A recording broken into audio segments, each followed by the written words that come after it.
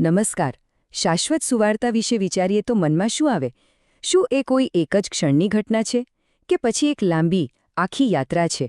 બસ આજે આપણે આ જ ગૂંચ ઉકેલવા જઈ રહ્યા છીએ. આપણે જોઈશું કે આ કોઈ એક જ ઘટના નથી, પણ એક એવી ભવ્ય યોજના છે જે ધીમે ધીમે તબક્કાવાર ખુલે છે. તો આ જ છે આપણો મૂળ સવાલ. શું સુવાર્તા એટલે બસ એક પળમાં બધું જ બદલાઈ જવું, કે પછી એ એક એવી પ્રક્રિયા છે જે આખી જિંદગી ચાલે છે? આ જ સવાલની આસપાસ આપણી આખી વાતચીત ફરવાની છે. તો ચાલો જોઈએ કે આપણી આજની સફર કેવી રહેશે. સૌથી પહેલાં આપણે આખી યોજનાને સમજવાનો પ્રયત્ન કરીશું. પછી એના 3 મુખ્ય સ્ટેજ એટલે કે નિયમશાસ્ત્ર, સુવાર્તા અને પ્રકટીકરણ એના વિશે ઊંડાણપૂર્વક વાત કરીશું. અને છેલ્લે આ બધાનો અંતિમ ધ્યેય શું છે એના પર નજર નાખીશું. જુઓ, આ કોઈ સામાન્ય પ્રક્રિયા નથી. આ એક દૈવી યોજના છે. અને એનો હેતુ શું છે? એનો હેતુ છે માનવજાતને પાપની ગુલામીમાંથી બહાર કાઢીને ઈશ્વર સાથે એક તદ્દન નવા સંબંધમાં જોડવાનો. હવે આખી યોજનાને સમજવા માટે એને 3 ભાગમાં વહેંચવામાં આવી છે. પહેલો ભાગ છે નિયમશાસ્ત્ર. એનું કામ શું? સમસ્યા બતાવવાનું. પછી આવે છે બીજો ભાગ, સુવાર્તા. એ કૃપાથી એ સમસ્યાનો ઉકેલ લાવે છે. અને છેલ્લો ભાગ છે પ્રકટીકરણ, જે સત્ય દ્વારા આપણને પાપ પર જીત અપાવે છે. તમે જોશો કે દરેક તબક્કાનો એક ખાસ મકસદ છે. સારું, તો ચાલો હવે આમાં થોડા ઊંડા ઉતરીએ. શરૂઆત કરીએ પહેલા તબક્કાથી, એટલે કે જૂના કરાર અથવા નિયમશાસ્ત્રથી. જોઈએ કે આ મોટી યોજનામાં એનો રોલ શું હતો. એક વાત સમજવા જેવી છે. નિયમશાસ્ત્રનો હેતુ કોઈને બચાવવાનો હતો જ નહીં. એ તો એક ડાયગ્નોસ્ટિક ટૂલ જેવું હતું. માની લો કે એક્સરે હોય ને, જે તૂટેલું હાડકું બતાવી દે. બસ એ જ રીતે નિયમશાસ્ત્ર આપણી અંદરની આધ્યાત્મિક હાલત શું છે એ બતાવતું હતું, જેથી આપણને ખબર પડે કે આપણને કોઈક ઉકેલની સખત જરૂર છે. આ વચન બિલકુલ સ્પષ્ટ કરી દે છે નહીં કે નિયમશાસ્ત્ર તો એક કામચલાઉ ગાર્ડિયન જેવું હતું. એનો હેતુ આપણને બાંધી રાખવાનો નહોતો, પણ આપણને સાચી દિશા બતાવવાનો હતો. કઈ દિશા? આગલા તબક્કા તરફ, એટલે કે ખ્રિસ્ત તરફ. તો નિયમશાસ્ત્ર હેઠળ સંબંધ કેવો હતો? એ ડર અને ફરજનો સંબંધ હતો. લોકો આજ્ઞાનું પાલન પ્રેમથી નહોતા કરતા, પણ સજાના ડરથી કરતા હતા. અને બસ આ જ પરિસ્થિતિએ એક મોટા બદલાવ માટે સ્ટેજ તૈયાર કર્યું. અને હવે આવે છે આખી પ્રક્રિયાનો સૌથી મોટો ટર્નિંગ પોઈન્ટ, મસીહાનું આગમન અને નવા કરારની શરૂઆત. સાચું કહું તો આ એક એવી ઘટના હતી જેણે બધું જ બદલી નાખ્યું. સુવાર્તાને કારણે ફોકસ જ બદલાઈ ગયું. હવે પાપને ઉજાગર કરવા પર નહીં, પણ વધસ્તંભના બલિદાન દ્વારા પાપને માફ કરવા પર ફોકસ આવ્યું.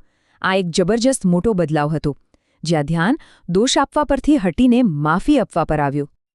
આ સ્લાઇડ બહુ જ રસપ્રદ છે. એ બતાવે છે કે ઓળખ કેવી રીતે બદલાઈ ગઈ. પહેલા દાસત્વનો આત્મા હતો, જ્યાં ડરથી આજ્ઞાનું પાલન થતું. અને હવે પુત્રપણાનો આત્મા છે, જ્યાં પ્રેમથી આજ્ઞાનું પાલન થાય છે. સંબંધ ફરજનો નહીં, પણ દત્તક લીધેલા સંતાન જેવો બની ગયો. આ બદલાવ જ આખી પ્રક્રિયાનો હાર્દ છે. અને આ વચન જુઓ. આ પ્યાલો મારા લોહીમાં નવો કરાર છે. આ નવા કરારના વિચારને સીધો સુવાર્તાની સૌથી મહત્વની ક્ષણ સાથે જોડી દે છે. સમજાયું? આ કોઈ ખાલી વચન નહોતું. આ તો લોહીથી સ્થાપિત થયેલો એક કરાર હતો. એક તદ્દન નવા ગાઢ સંબંધની શરૂઆત. તો અહીંથી આપણે પહોંચીએ છીએ છેલ્લા અને અંતિમ તબક્કામાં. આ તબક્કો ખાલી માફી પર અટકી નથી જતો, પણ પવિત્ર આત્માની શક્તિથી આગળ વધે છે. આ એ સ્ટેજ છે જ્યાં રૂપાંતર ખરા અર્થમાં પૂર્ણતા તરફ જાય છે. આ તબક્કો શેના વિશે છે? આ ખાની માફી મેળવીને બેસી રહેવા વિશે નથી. આ તો અંદર વસતા પવિત્ર આત્મા દ્વારા પાપ પર જીત મેળવવા વિશે છે. એટલે કે વાત હવે ભૂતકાળના પાપોની માફીની નથી, પણ વર્તમાનમાં પાપની શક્તિને તોડીને જીવવાની છે. માત્ર પરિણામો નહીં, મૂળ સમસ્યાને જ હરાવવાની વાત છે. આને આત્માનો નિયમ કહેવાય છે. એટલે કે હવે નિયમ કોઈ બહારની વસ્તુ નથી, પથ્થર પર લખાયેલો નથી. હવે એ સીધો હૃદયમાં લખાયેલો છે. અહીં પવિત્ર આત્મા પોતે જ આપણા ગાઈડ બને છે, આપણી શક્તિનો સ્ત્રોત બને છે. અને આ તબક્કાનો અંતિમ ગોલ શું છે?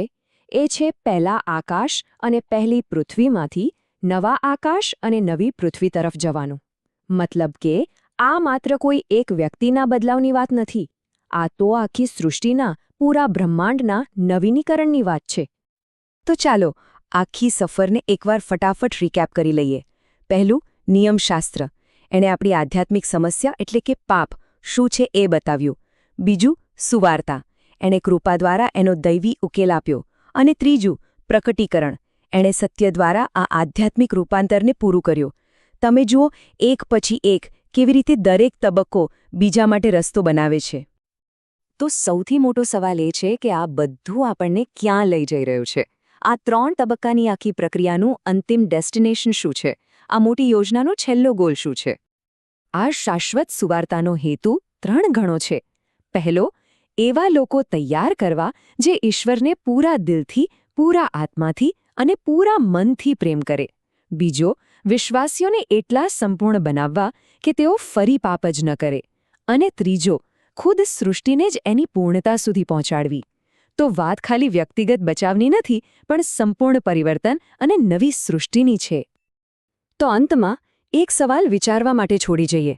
જો આ આખી પ્રક્રિયા સૃષ્ટિને સંપૂર્ણ બનાવવા માટે છે, તો આજના સમયમાં, આ દુનિયામાં એક વિશ્વાસી તરીકે આપણો રોલ શું હોવો જોઈએ? આનો અર્થ શું થાય છે? આ એક એવો સવાલ છે જેનો જવાબ આપણે સૌએ શોધવાનો છે.